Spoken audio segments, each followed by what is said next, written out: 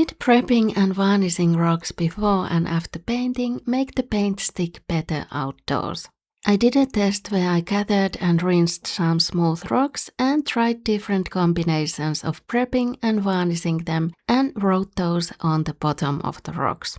I painted directly on one of the rocks with acrylics without priming and did not seal it either. Then I primed one of them with clear gesso and painted on it, but did not seal it. And then I painted on one of them without priming, but sealed it with Winsor & Newton gloss varnish after painting. And both primed and sealed the last one before and after painting. A year later, I tested a couple more methods of varnishing on 4 painted rocks. I compared permanent Liquitex matte varnish and a DIY glue and water mix, each of them on a primed and unprimed rock. And I painted them all the same colors this time before sealing them with matte varnish or the glue method.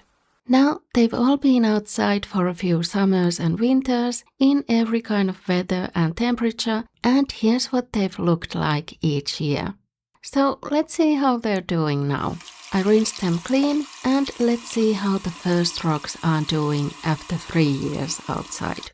The first one to start chipping was the narrow yellow one, which is primed but not varnished. And the second one with paint chipping was the primed and varnished red one.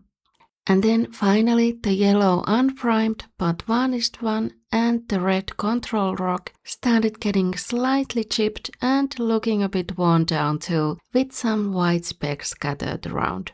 So all of them are showing signs of wear, but the primed ones more so. They have full-on flakes of paint missing, and that's kind of the opposite of what I would expect. Now, in the second set of rocks, we did have a casualty. I might have left it while moving the rocks, it may have gotten buried under some new blackcurrant bushes, or my 5-year-old nephew might have thought, oh, colorful rock, I'm gonna throw it, and then forgotten about it. But my favorite suspects are the blackbirds and fieldfares that like to dig around the garden and may have buried it. So I don't know if I'm ever gonna find it again. After the first year, while the rocks varnished with the glue water mix seemed dirtier after washing, they all had some chipping, but the primed with matte varnish, aka the biggest rock, had the most chipping. This summer, out of the ones still left, the 2 bigger ones have the most chipping.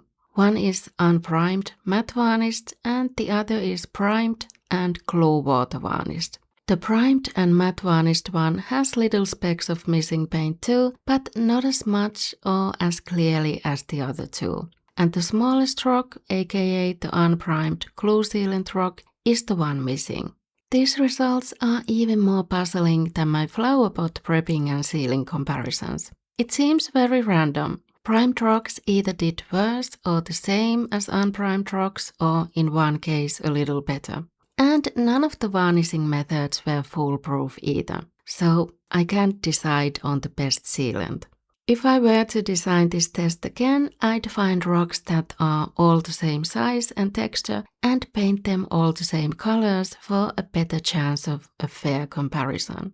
The thing I have learned since painting these is that painting little rocks to resemble berries and scattering them around your berry bushes to teach birds not to eat your berries is not a good idea, because birds can warp their beaks pecking on the colored rocks, and then their beaks don't work properly anymore and they can't eat and they starve to death. I don't know if that's what's happened here. I haven't seen birds pecking on these rocks, and it wasn't my intention, but I guess it's possible some of them just happened to get pecked on by birds, and that's why the results are this random. Or maybe it's something to do with the different types of rocks I was using. But if you want another garden decor idea that would also be beneficial for pollinators, watch this video next.